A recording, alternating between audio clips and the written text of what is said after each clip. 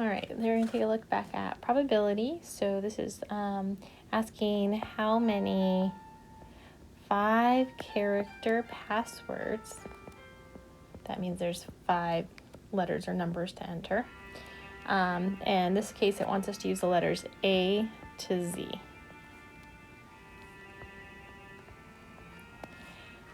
Now, first it says, if repeats are allowed. And for part B, it says no repeats.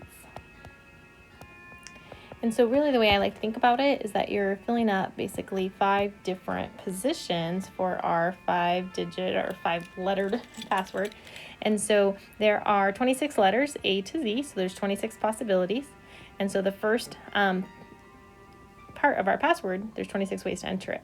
Second one, there's 26, 26, 26, 26. And so we're looking at 26 to the 5th power, really, which is equal to 11,881,376. Now, no repeats, that means that as soon as you use one, there's going to be one less to choose from. And so we have that.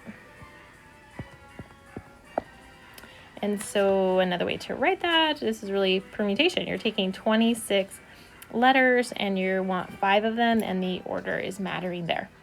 And so however way that you want to think about that, it ends up, the calculation would be 7,893,600.